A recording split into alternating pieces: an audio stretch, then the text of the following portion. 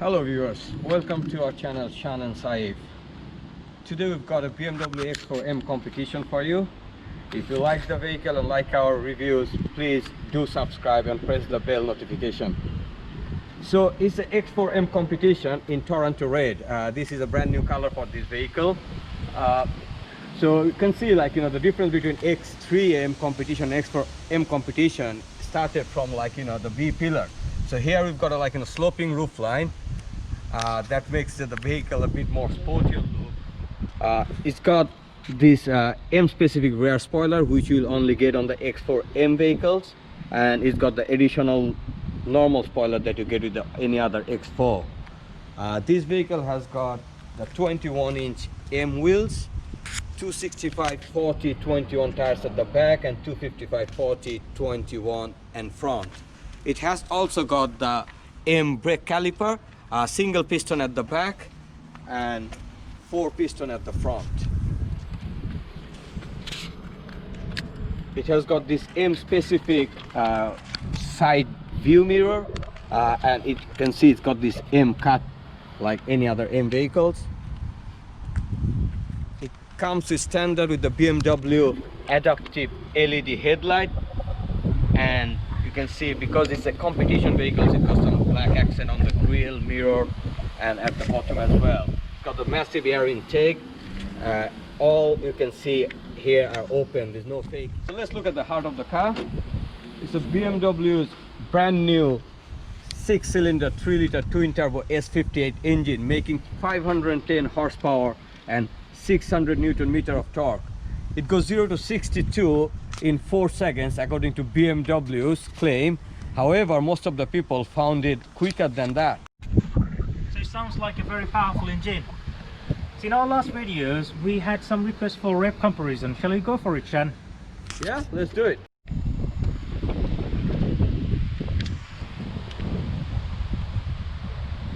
So we're going to start the car first in comfort mode. It's called efficient mode, to be honest with you, and we'll do some rev in that mode. After that we'll start the car again in sport mode and finally sport plus mode, and see how the rev compares to each other.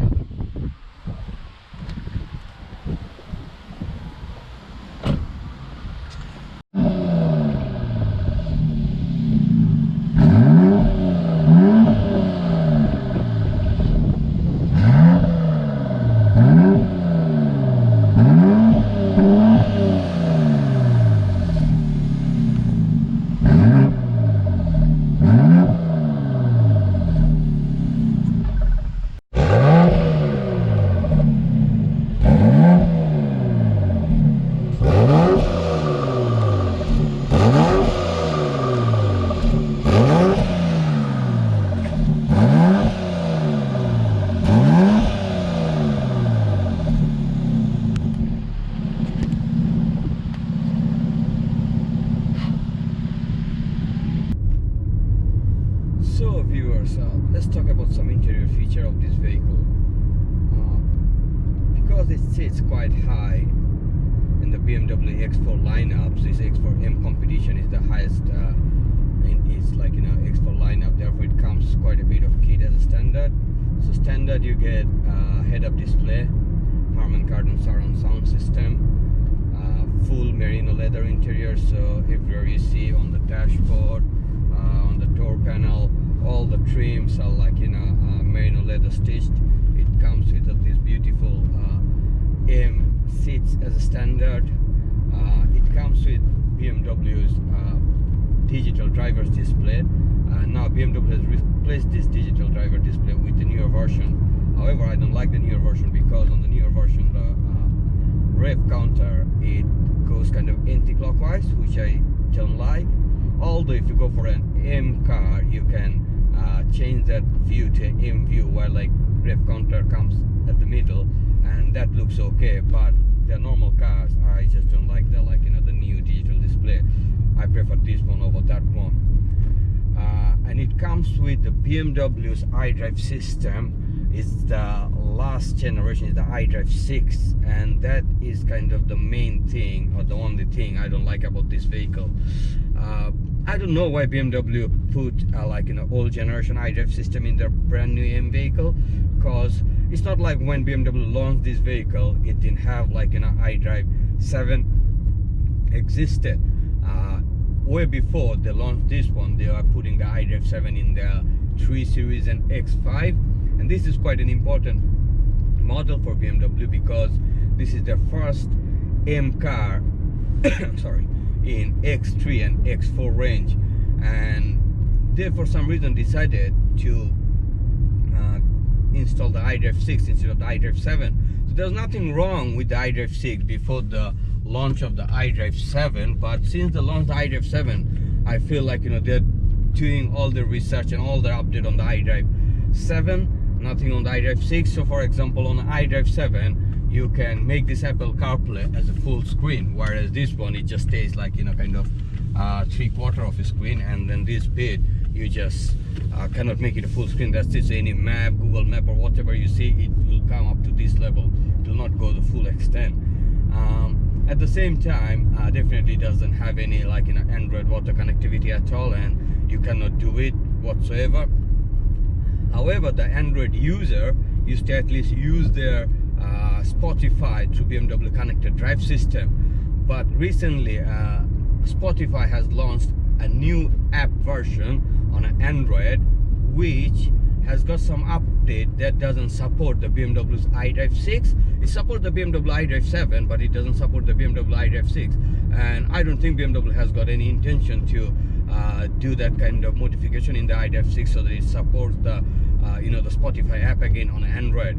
I'm lucky that I use the iPhone, but in between I switched to Android, and not using the Spotify to the connected drive system was annoying me a lot. Anyway, so yeah, I really don't understand why BMW launched this with the iDrive 6 system. That's kind of the main complaint I've got about this car interior. Apart from that, it's a lovely car to sit in.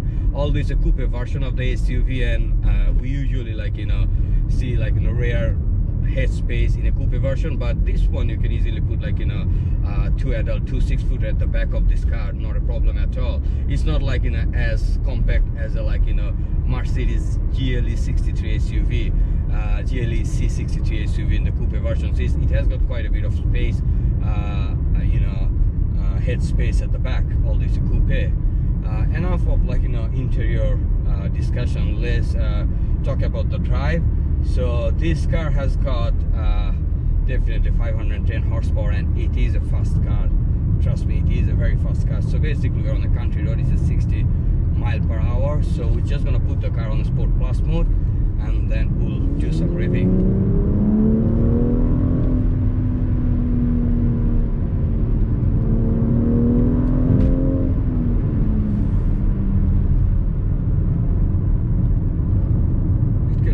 Throw you at the back of the seat, and every time you accelerate this car, it's gonna put a massive smile to your face. It has got a very stiff suspension though. So on my M2 setting, the way I set it up is the engine is in Sport Plus mode. The traction control in MDM mode, that means M dynamic traction control is on. We've got the gearbox set up as a D3. So that means it's the fastest setting in its auto mode. I don't want to set it up as an S3, which is the fastest shifting in the manual mode, because I found this 8-speed ZF transmission works better in automatic mode. Unlike the last generation, which was a DCT that used to work very well when you drive in manual mode, but this one I think it drives better in auto mode. It just shifts the gear up and down very, very quickly.